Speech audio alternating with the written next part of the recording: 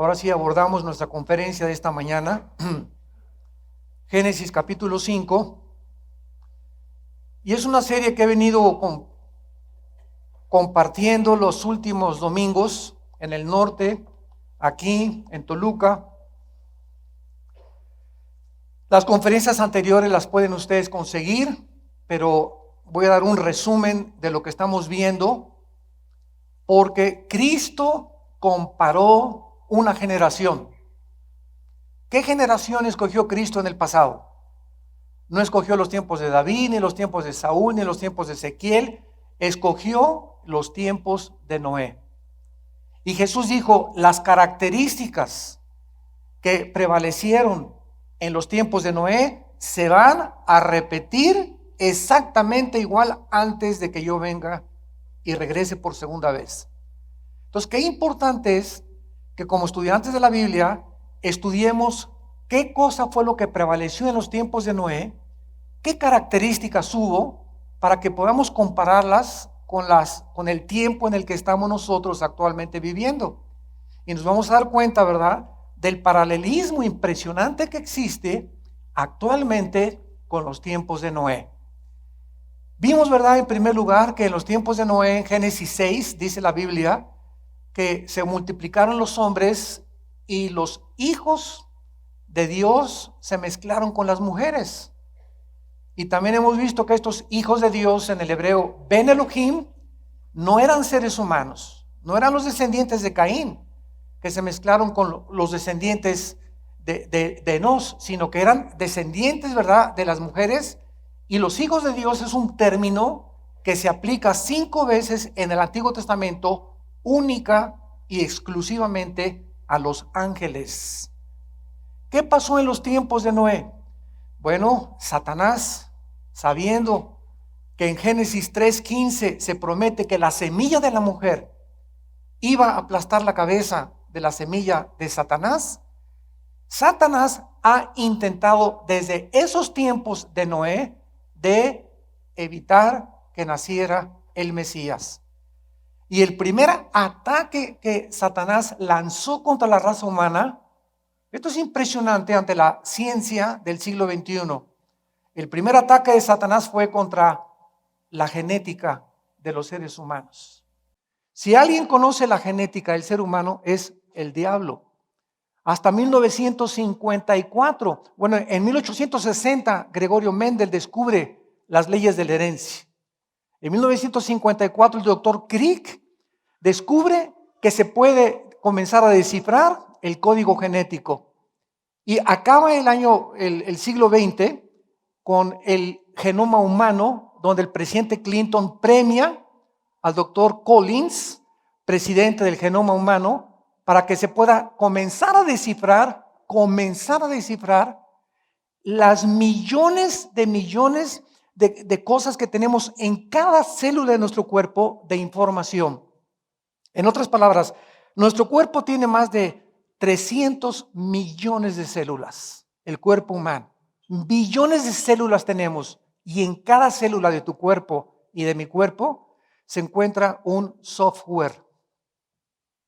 ¿Me estás escuchando?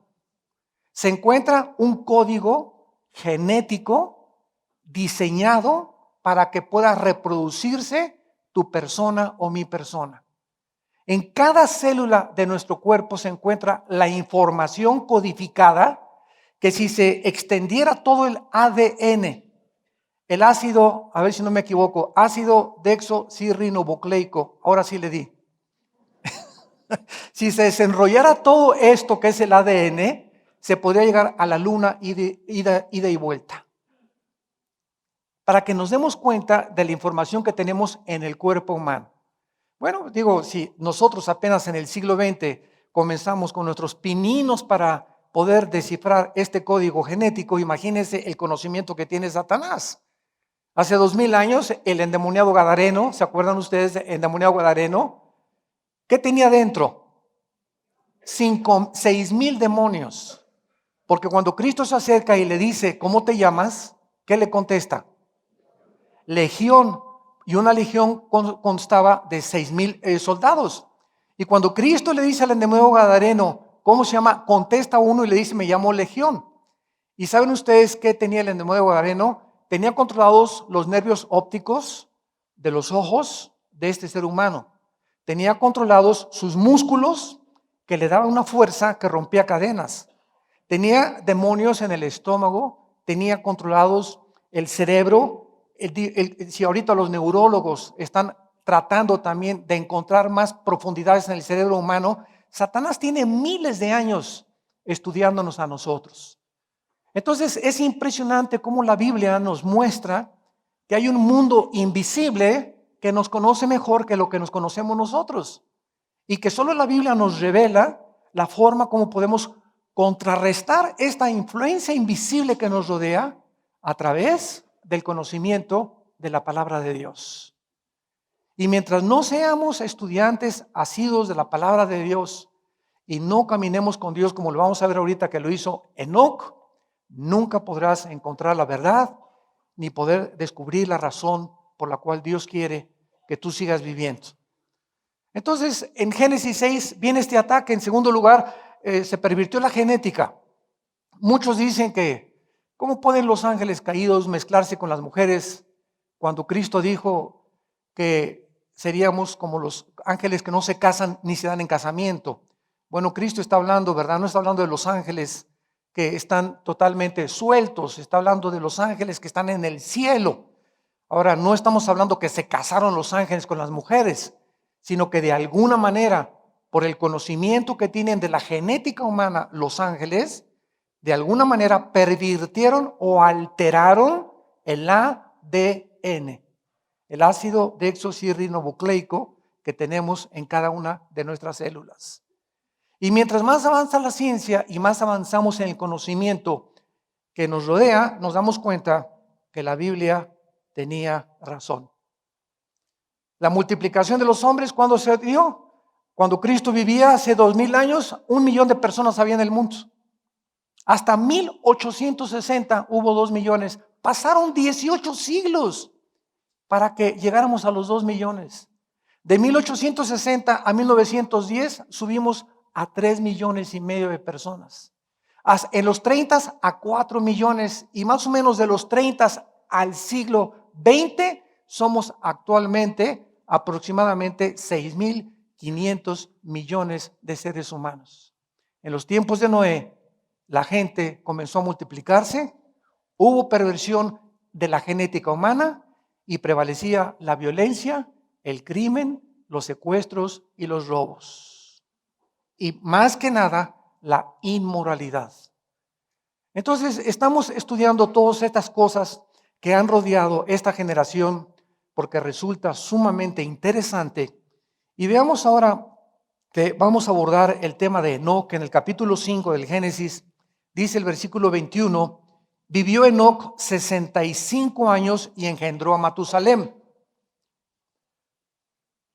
Muy importante, Matusalem significa cuando él muera, será enviado. Cuando él muera, será enviado. Enoc engendra a Matusalén cuando tenía 65 años y caminó Enoc con Dios, que es el tema que vamos a abordar. Después que engendró a Matusalén, notemos que Enoc comienza a caminar con Dios hasta que él es padre. Y muchos de nosotros, a mí particularmente me sucedió lo mismo. No es hasta que yo fui padre por primera vez que dije, caray, a Chihuahua cuánto apache. Como que ves a la criatura por primera vez y andamos de los jóvenes y en las parrandas y en las fiestas y esto y el otro, y de repente tienes un chiquito en tus manos y dices, ya no puedo ser igual. Ya no puedo andar destrampándome, ya esto es algo serio, ya ser papá y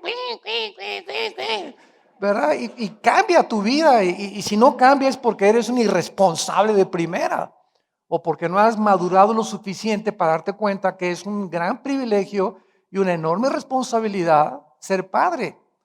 Entonces, de alguna forma, parece que Enoc, hasta que él cumplió 64 años y tuvo a su hijo, Matusalén, comenzó a caminar con Dios, y dice la Biblia que vivió 300 años y engendró hijos e hijas. Y fueron todos los días de Enoc 360 65 años, exactamente los días que tiene un año. Ahora muy bien, en el libro de Hebreos, pongan una marca ahí en Génesis, porque vamos a regresar a Génesis. En el libro de Hebreos, hablando acerca de Enoc, se nos dice algo muy interesante. Dice el versículo 5 de Hebreos capítulo 11. Por la fe, Enoc fue metatitem en el griego, fue trasladado, fue traspuesto, en muchas Biblias se tradujo, para no ver muerte. Escuchen, Enoc es el primer ser humano en ser sacado en toda la historia de este mundo y llevado al otro mundo sin morir. Enoc es un tipo, y que nos escuchen aquellos que no creen en el arrebatamiento de la iglesia. Enoc es un tipo en el Antiguo Testamento del rapto de los cristianos en el Nuevo Testamento. Fue traspuesto, fue sacado para no ver muerte, dice la Biblia, y no fue hallado porque lo traspuso Dios. Y antes, qué interesante, antes de que seamos arrebatados, antes de que Enoc fuera traspuesto, tuvo testimonio de haber agradado a Dios. Y si leemos el versículo 6 más adelante, y sin fe es imposible que tú y yo agrademos a Dios.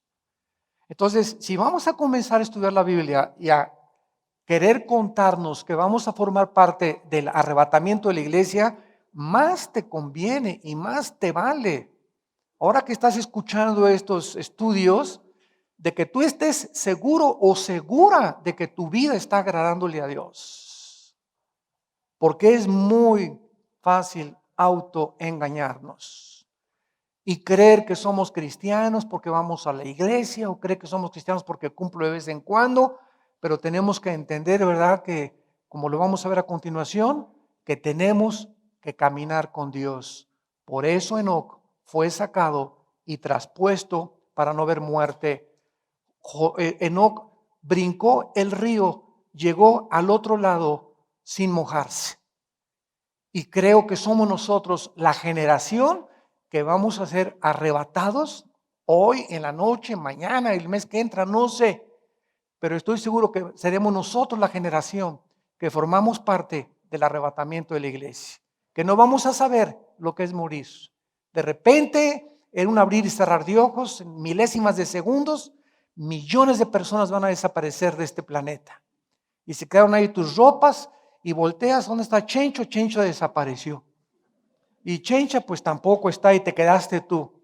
Llegas a la iglesia y no hay nadie en la iglesia. A lo mejor el pastor.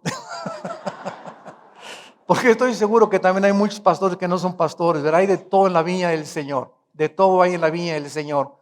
Pero no tarda, ¿verdad?, en este acontecimiento sacudir al mundo y convulsionar al mundo, la política, lo militar, lo económico, lo comercial.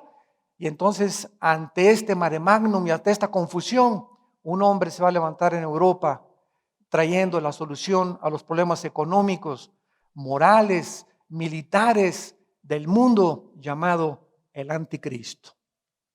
Y nosotros, gracias a Dios, adiós mundo cruel, ya nunca te veré.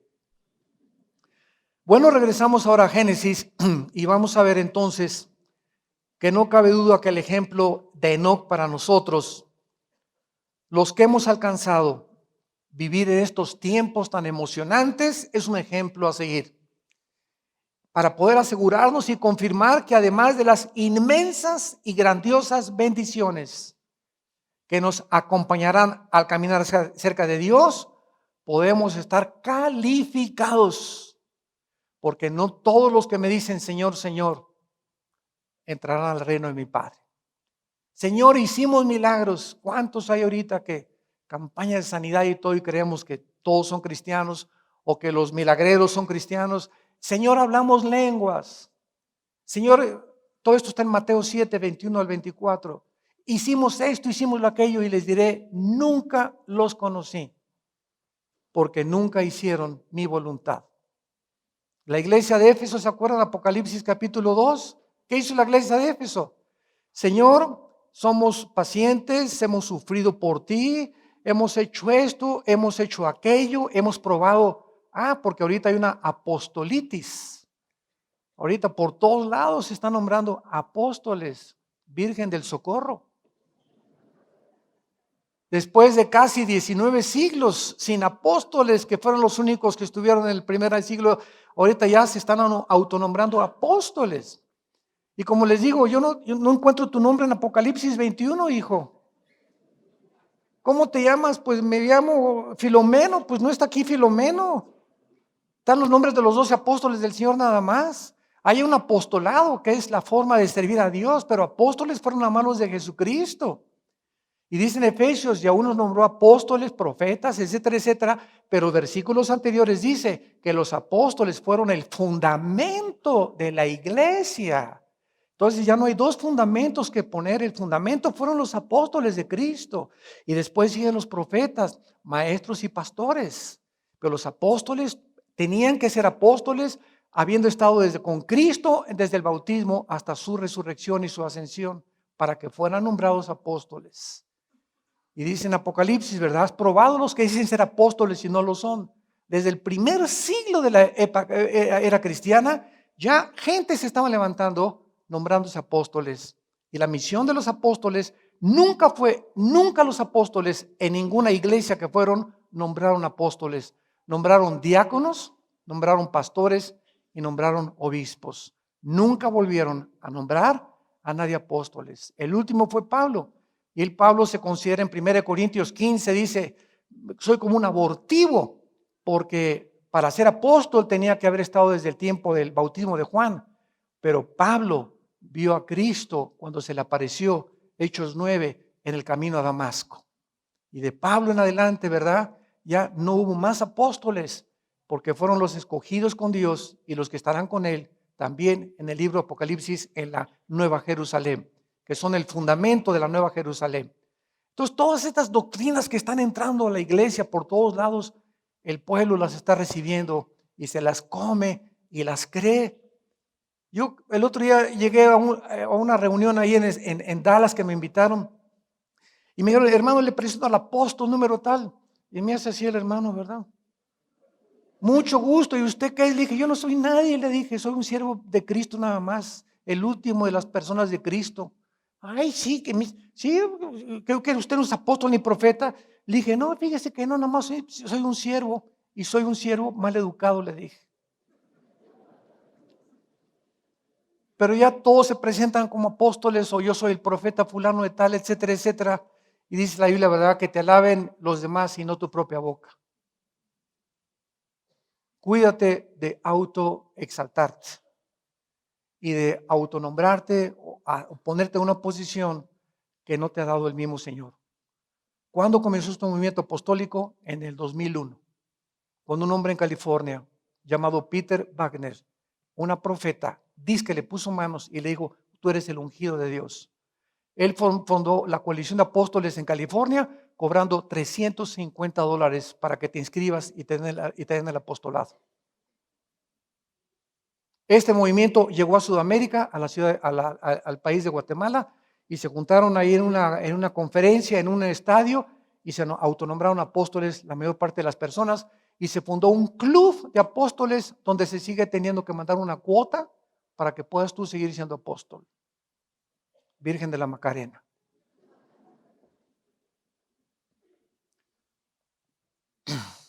Ya entienden por qué no me dejan predicar en todos lados, ¿verdad? Bueno, sigamos con la palabra de Dios. Entonces aquí dice en Génesis 5 que vivió Enoc 65 años y engendró a Matusalem. Matusalem ya vimos lo que significa. Y vemos las bendiciones, número 1, de caminar con Dios. Número 1, para poder caminar con Dios, necesitamos crecer en la gracia. El caminar implica progreso. Nadie puede avanzar estando parado. Si tú eres una persona que no te disipulas, que no lees la Biblia, ahí estás. Y ahí estás de hace 2 años, hace 3 años. A lo mejor vienes a la iglesia, pero no has avanzado en el crecimiento, en la gracia. Ahora, es importante lo siguiente, porque también hay predicadores ahorita que están predicando la pura gracia de Dios en contra de la ley. Esto se llama antinomianismo en la teología. O sea, la ley ya no tiene nada que ver, hagamos a un lado la ley, ahora es pura gracia de Dios, espérame tantito, ¿verdad? Estás bien equivocado. La gracia, la ley de Dios sigue siendo el símbolo moral de la santidad de Dios. En Efesios 6 dice que el primer mandamiento con promesa es obedecer a los padres. Entonces ahí está el mandamiento, obedezcan a los padres en el Nuevo Testamento. Y Cristo dijo, los 10 mandamientos se resumen en amar a Dios con todo el corazón y a tu prójimo como a ti mismo. Mientras yo mantenga una relación con ustedes, ¿verdad? Con mi prójimo, con mi primo, con mi vecino, santa. Si yo no transo a mi vecino, si yo no robo a mi vecino, si no le miento a la gente, estoy manteniendo una relación con la gente santa. Y eso me permite, mi relación con la gente, caminar con Dios. Pero si tú tienes una relación equivocada con tu suegro, con tu cuñado, le debes dinero a alguien que no le has pagado, pero eres santo y llegas a la iglesia y hablas en lenguas y ves visiones y anoche te apareció la Virgen María o el arcángel Gabriel y lo que tú tengas y tienes dones y si tú no tienes una relación adecuada con la gente, no puedes tener una relación vertical con Dios. Porque es importante entender eso, ¿verdad? Que para que podamos mantener caminata con Dios, necesitamos tener una relación buena con mi esposa, con mis hijos, con mis vecinos, con la gente, estar en paz con todos y entonces puedo tener una relación vertical con Dios. Pero si quiero venir, Señor, sáname, y Señor esto, y mándame, y soy apóstol, y soy profeta, y mándame misionero, y me persino, y lo que tú quieras, y tengo una relación equivocada con alguien en la vida, o alguien a quien tú no has perdonado, y que te encuentras en la calle y no la saludas, porque tú me la hiciste chiquita, ¿verdad? Pues ahora no te hablo en 3 meses, en 4 meses. Si tú tienes una relación equivocada con alguien de coraje o de odio o de rencor, estás mal con tu prójimo, no puedes caminar con Dios. ¿Qué dice Amós 3:3? Caminarán 2 juntos si no estuvieran de acuerdo.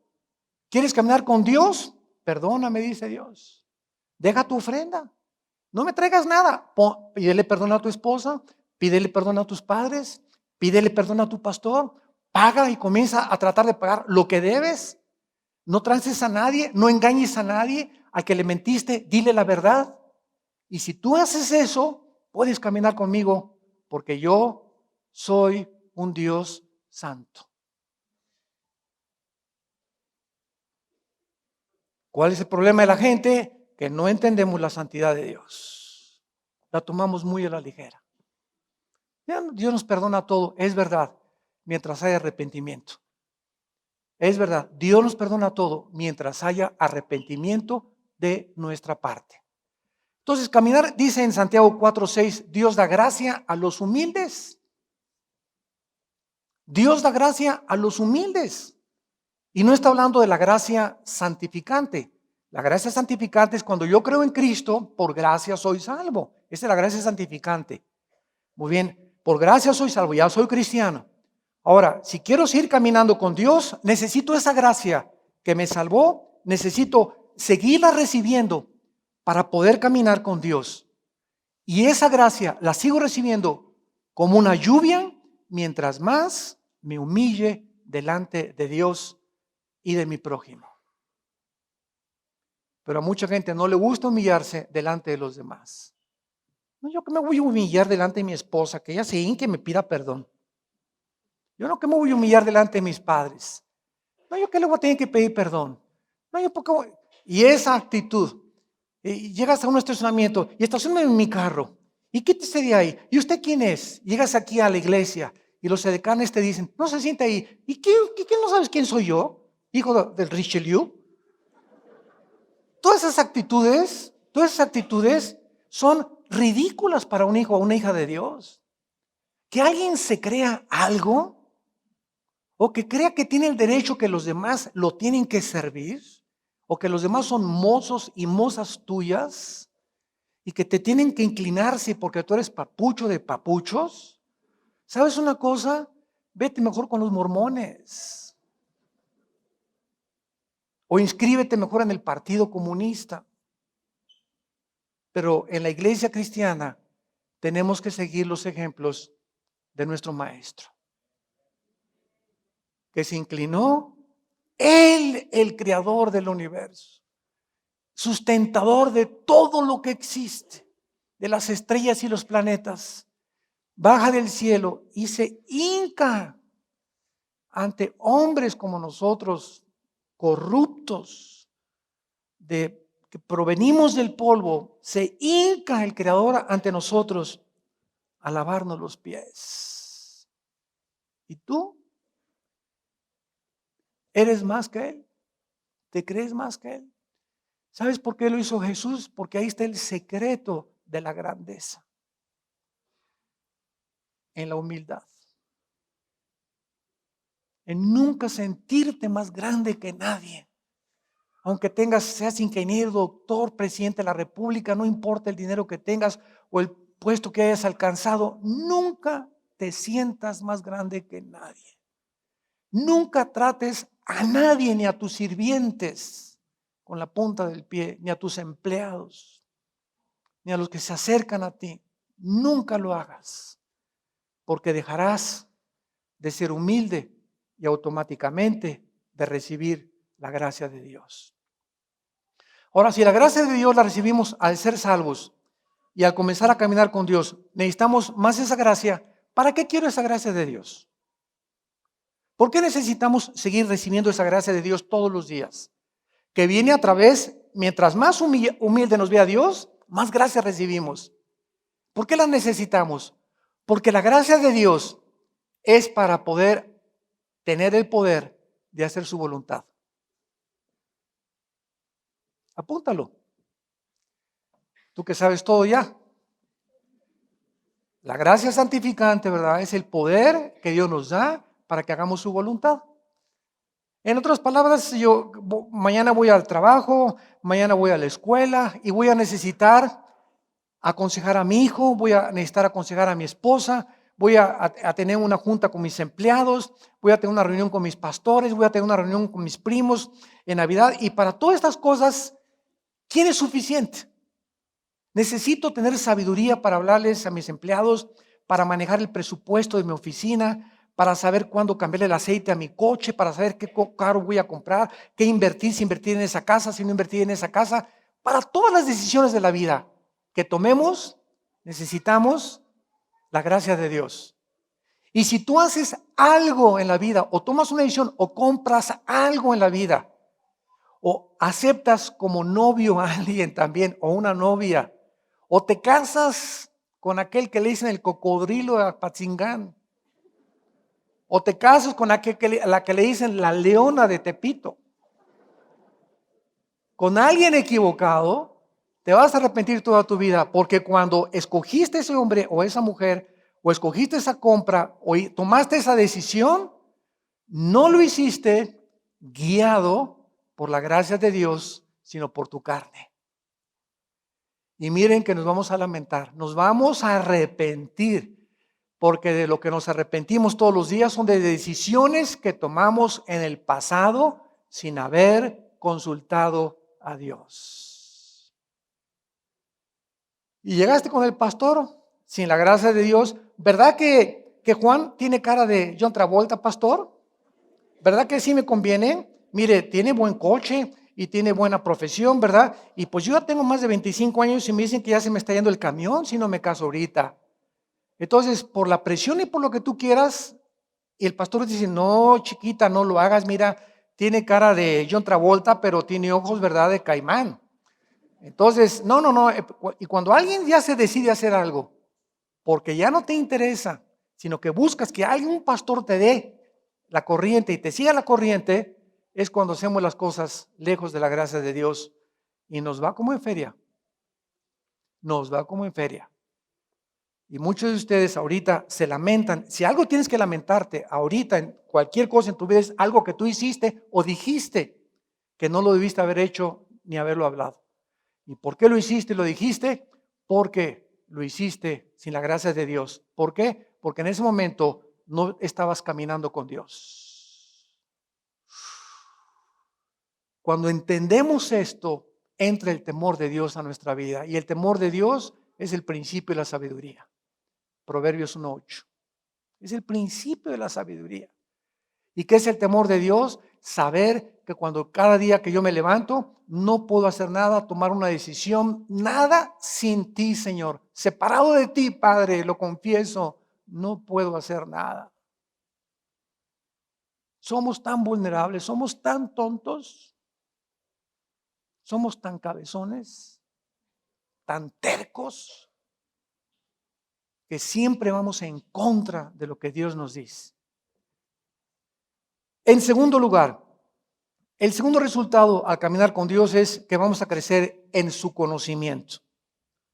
Una cosa es hablar de Dios, acerca de Dios, razonar y especular acerca de Él, oír y leer acerca de Él, pero otra cosa es muy diferente conocerlo a Él personalmente.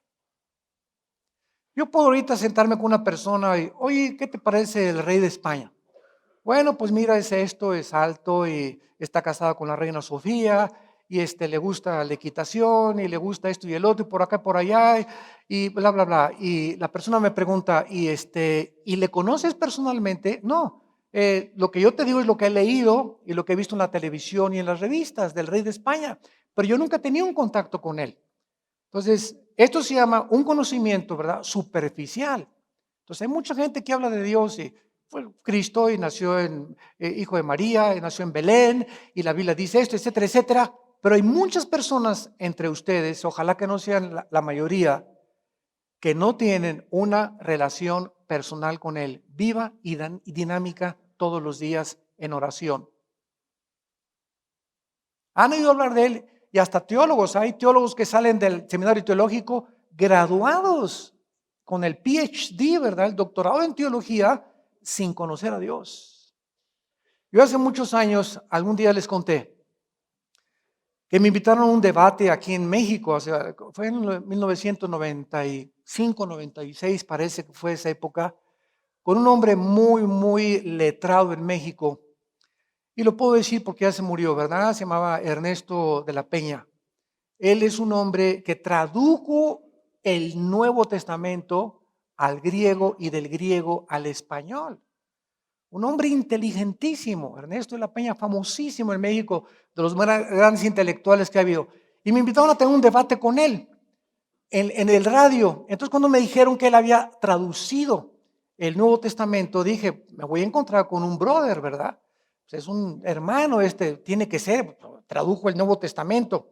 Y cuando comencé a platicar con él, ¿verdad? A través de este programa, me di cuenta de que no era salvo, que no era cristiano esta persona, que conocía las letras, conocía las parábolas, conocía esto, conocía todo, pero no conocía al autor del Nuevo Testamento. Qué tragedia tan grande, ¿no? Poder hablar acerca de algo sin conocer a esa persona de una manera personal. Y después me convencí, ¿verdad? Que después él, hasta lo que él tradujo, ¿verdad? No estaba muchas veces de acuerdo con los milagros de Jesús. Y fue donde comenzó el debate. Pero así me he encontrado con cantidad de personas que saben acerca de Dios, hablan de Dios sin conocer a Dios de manera personal. Para poder conocer a Dios tenemos que crecer en el conocimiento. Dice en Marcos 1:35 acerca de la vida de Jesús, que Él, el Hijo de Dios, que bajó a este mundo y solamente tenía 33 años. 33 años tenía Jesús para vivir en esta tierra y cumplir toda su misión en 3 años y medio. Jesús, el Hijo de Dios, Dios en la carne. Vean lo que dice en Marcos 1:35, que se levantaba a las 12 del día. ¿Eso dice? Levantándose muy de mañana, siendo aún muy oscuro, calculemos las 4:30 o 5 de la mañana, según si era verano, si era invierno, pero era de madrugada. Y cuando él salía, se levantaba temprano, antes de seguir oyendo los ronquidos de Pedro. Lo primero que hacía Jesús era salirse e irse a un lugar desierto, o sea, dormían todos juntos con los apóstoles a donde quiera que les agarraba la noche. Entonces, él siempre buscaba qué cosa, se alejaba de los apóstoles, ahí los dejaba seguir durmiendo y se iba a un lugar solo, y siempre Jesús, para poder comenzar a tener comunión con su Padre, buscaba la soledad. No sé cuál es tu tiempo devocional todos los días, hermano y hermana en Cristo, pero tú no puedes tener al gato maullando y al perro ladrando y estar orando a Dios. No puedes tener el radio prendido y estar orando a Dios. Que el bebé se levanta a las 6 de la mañana, te va a tener que levantar a las 5 de la mañana para que tú entiendas que para poder tener comunión con Dios, escúchenme, se necesita silencio. Por eso es tan importante cuando predicamos la palabra de Dios, les enseñamos a los decanes y diáconos, por favor, a los niños chiquitos no los permitan entrar aquí al salón. Tenemos el salón donde los atendemos porque un llorido de un niño durante un mensaje te quita la atención, te roba la palabra de Dios. Para escuchar la palabra de Dios, para tener comunión con Dios, necesitamos silencio, orden y decencia. Necesita todo estar en paz como ahorita, tranquilo, que nada te distraiga, que no haya personas parándose y levantándose, etcétera, etcétera, porque todas estas cosas nos roban la atención a Dios. Dios merece toda el 100% de nuestra atención. Entonces, es en el silencio, cuando no hay ruidos, cuando estás aislado completamente del mundo exterior, donde ahí, en ese silencio, ahí Dios te va a hablar. Vas a comenzar a través de 6 meses, 1 año de practicar esto, vas a comenzar a discernir la voz de Él, sin que sea audible. No siento que te va a hablar y lo vas a oír audiblemente, pero en tu espíritu vas a comenzar a sentir, ¿verdad? Y a claramente a entender que Dios es el que te está diciendo, deja esto, haz aquello, no sigas con esta persona. Vas a comenzar a discernir su voz y va a ser preciosa la forma como Dios te va a comenzar a guiar. Miren lo que dice en Jeremías capítulo 23, versículo Jeremías 23 en el Antiguo Testamento, versículo 18. Jeremías 23, 18. Porque ¿quién estuvo? Miren cómo se le llama aquí. ¿Quién estuvo? ¿En qué? En el secreto. ¿Qué secreto? Cuando alguien habla con secreto, ¿verdad? ¿Qué está diciendo? Que nadie oiga, porque le estás hablando en secreto. Entonces, la comunión con Dios es un secreto donde nada más tú y Él y tú van a estar en comunión. ¿Quién estuvo? Está preguntando aquí el profeta, ¿quién estuvo en este secreto de Jehová? Y mira lo que dice, y vio y oyó su palabra. Ahí es, en ese secreto, en esa comunión en la madrugada, en ese silencio, cuando vas no a verlo visiblemente, lo vas a ver en tu mente y lo vas a oír. Y ahí vas a comenzar a discernir su voz. Y cuando prendas la televisión y veas a un falso predicador, tienes tanto de Dios dentro de ti y tanto del Espíritu que se agudizan tus 5 sentidos espirituales. Tu antena parabólica ya está grandísima. Y cuando ves algo que no es de Dios, algo te dice, algo está mal con esta persona que está hablando, algo está mal con esta persona. O voy a hacer un negocio a las 10 de la mañana y llega tu esposa y te dice, mi vida, pero tiene cara de Santa Claus. Aunque tenga cara de Santa Claus, no te metas en negocios con Don Pancho, porque siento algo en mi espíritu que no es de Dios, de parte de Él. Comienza el Espíritu Santo a cuidarnos, porque comenzamos a volvernos sensibles ante la gente, ante el espíritu de las personas y ante la dirección de Dios.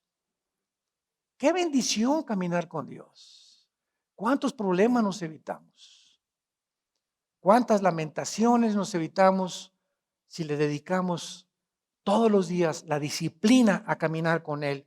O miren lo que dice en ese capítulo, en el versículo 21 de Jeremías 23, más adelante, 21, el versículo 21.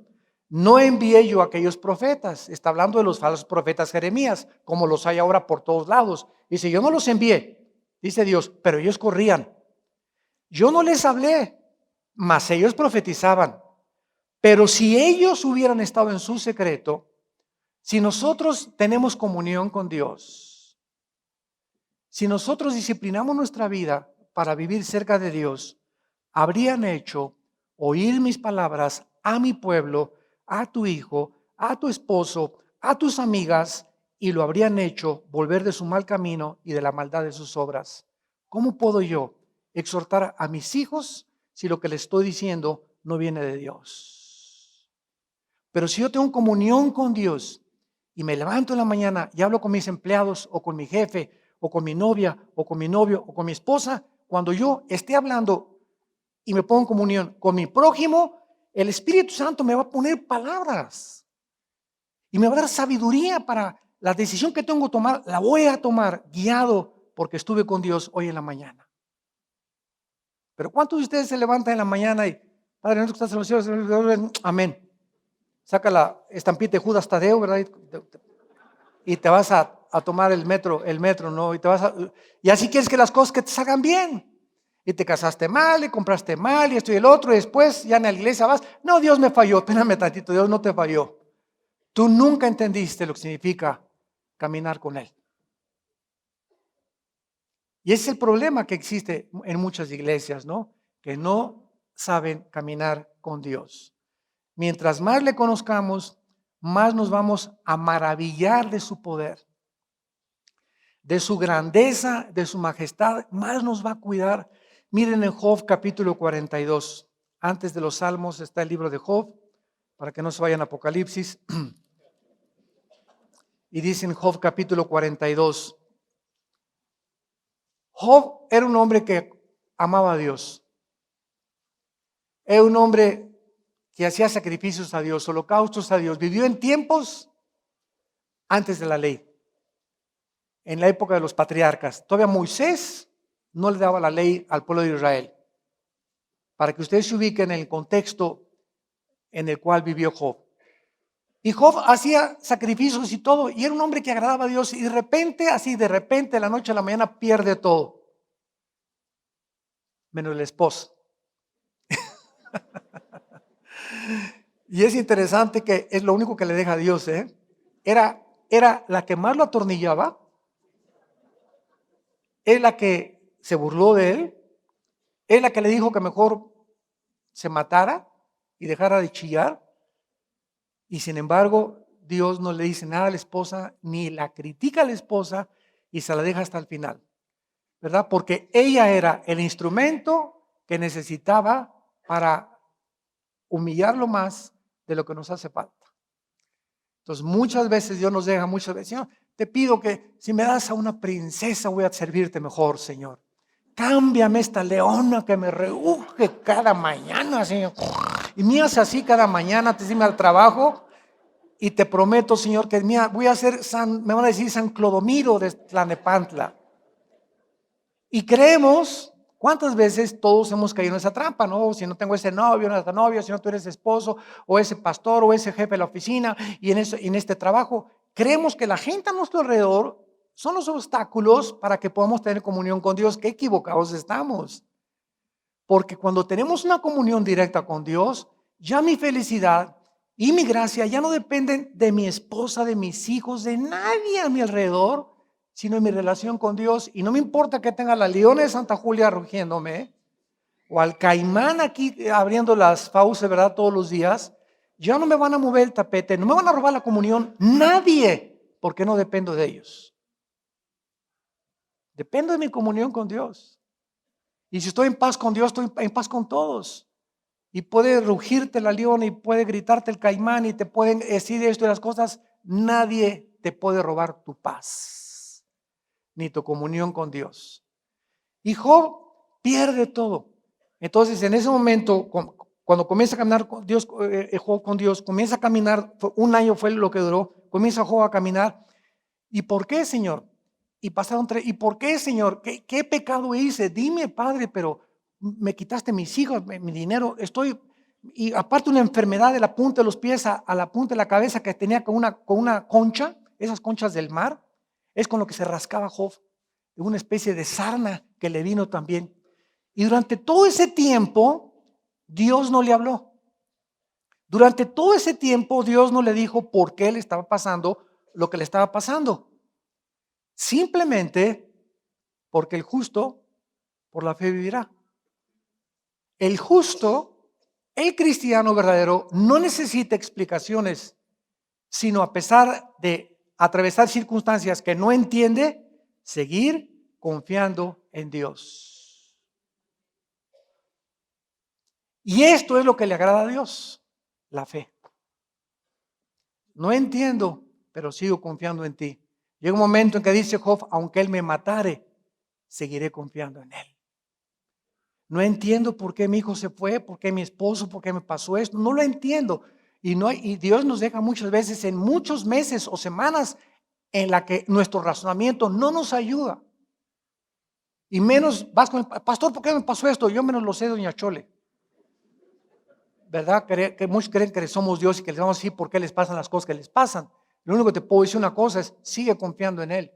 Ahora, si tú sigues confiando en Él y sigues confiando en Él y no entiendes a través de todo este tiempo, llega un momento en que se detiene Dios y dice, esta persona, este hombre es justo.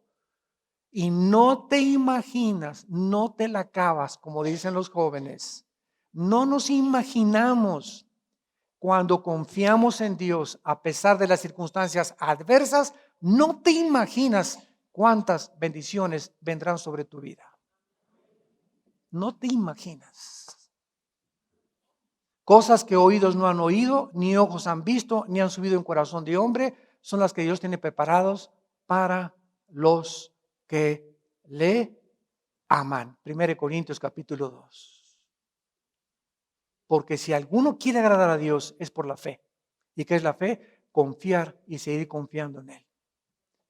Y en Job 42 dice la Biblia que al terminar todo esto, Dios ya se revela a Job y le responde Jehová a Job, capítulo 42.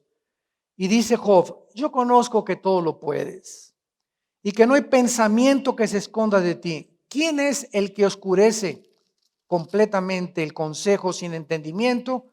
O sea, dice Job, ¿quién es aquel que está tratando de razonar lo que no entiende? Tú no puedes razonar, lo que no entiendes no lo puedes razonar. Y es lo que digo yo a los ateos. El hecho de que tú no entiendas los caminos de Dios. ¿Y por qué los ateos? Clásico. ¿Por qué permite Dios el sufrimiento? ¿Y por qué si Dios es esto permite el diablo?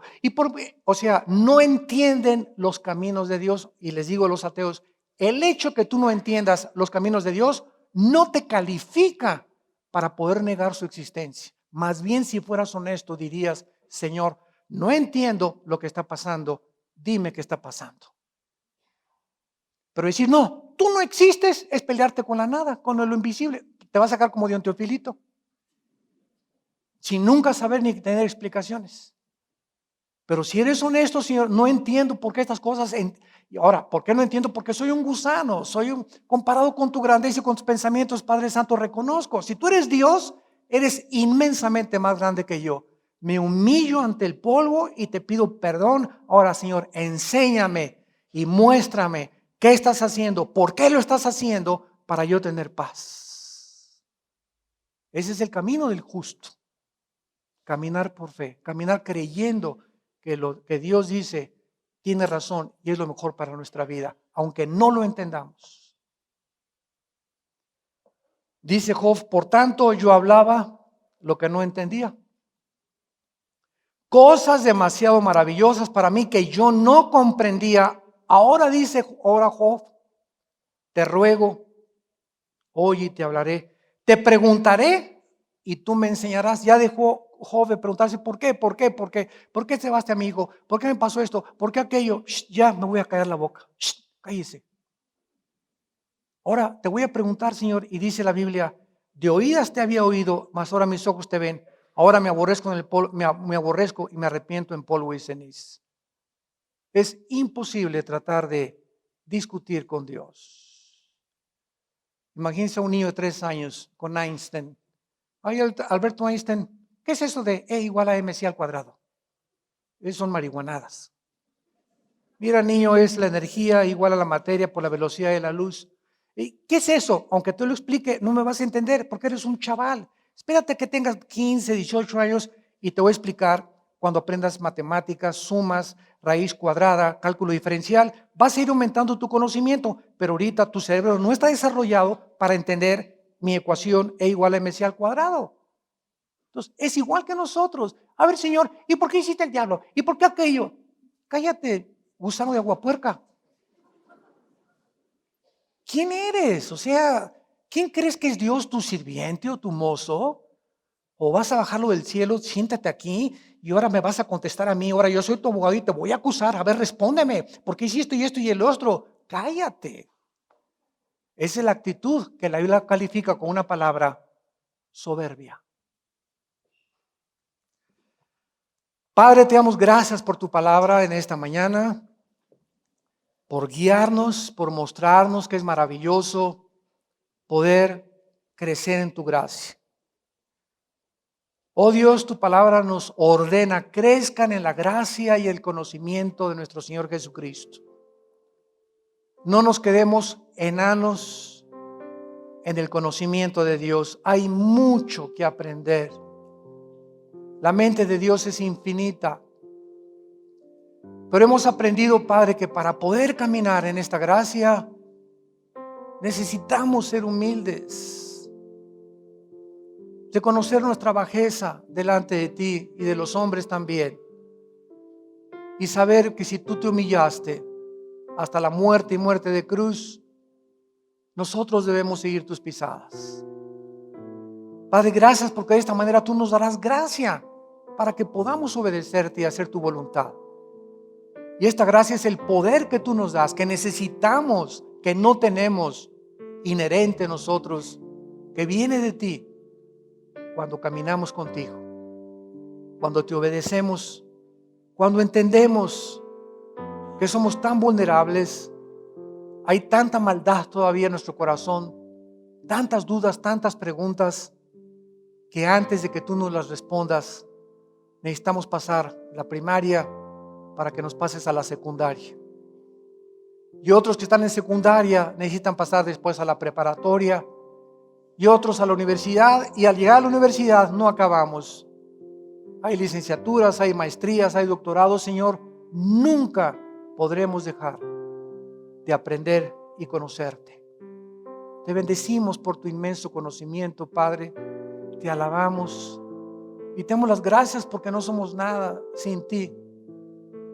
Y si tú estás en nosotros, eso nos basta, porque si tú nos acompañas seguiremos viviendo.